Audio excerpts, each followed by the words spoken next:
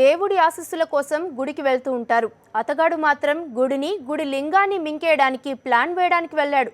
భక్తి శ్రద్ధలతో దేవుణ్ణి పూజించినట్లు నటిస్తాడు. గుట్టు చప్పుడు కాకుండా గుడిని దోచేస్తాడు. బెజవాడ దుర్గమ్మ కిరీటం కొట్టేసి జైలుకెళ్లిన దొంగ విడుదల కావడంతో పోలీసుల గుండెల్లో దడ మొదలైంది. 17 ఏళ్ల కిందట దుర్గమ్మ కిరీటాన్ని కాజేసిన సాహు, టెంపుల్స్ను మాత్రమే టార్గెట్ చేస్తున్న సాహు, జైలు శిక్ష అనుభవించి విడుదలైన సాహు, ప్రసాదంపాడులోని సాయిబాబా గుడిలో దొంగతనం. సాహు పని ఆయన అనుమానిస్తున్న పోలీసులు.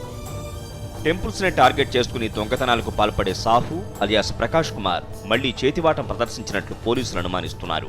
బెజవాడ కనకదుర్గమ్మ గుడిలో 17 ఏళ్ల కిందట దుర్గమ్మ కిరీటాన్ని ఎత్తికెళ్లిన సాహు ఆ కేసులో పోలీసులకు పట్టుబడి జైలు శిక్ష అనుభవించాడు.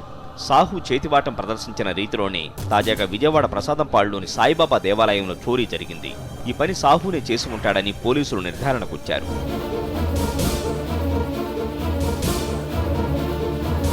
1998లో సాహు బెజవాడ దుర్గమ్మ ఆలయంలో అమ్మవారి కిరీటం, ముక్కుపుడకలను కొల్లగొట్టాడు.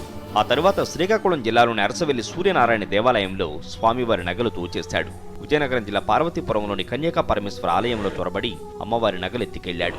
దేవాలయాల్లో వరుస దొంగతనాలకు పాల్పడిన సాహు పోలీసులకు చిక్కాడు. జైలుకు వెళ్లి శిక్ష అనుభవించాడు. శిక్షాకాలం పూర్తయినా అతనిలో మార్పు రాలేదని జైలు అధికారులు అంటున్నారు. మధ్యప్రదేశ్లోని పిలాయ్ ప్రాంతానికి చెందిన సాహు ఎక్కడ దొంగతనం చేసినా ఒకేలా ఉంటాయి. గ్యాస్ కట్టర్తో దేవాలయాల్లో చోరీలకు పాల్పడతాడు. తాజాగా జరిగిన విజయవాడ ప్రసాదంపాడులోని సాయిబాబా గుడిలో గ్యాస్ కట్టర్ల సాయంతో చోరీ జరగడంతో సాహు పని అయి ఉంటుందని పోలీసులు అనుమానిస్తున్నారు.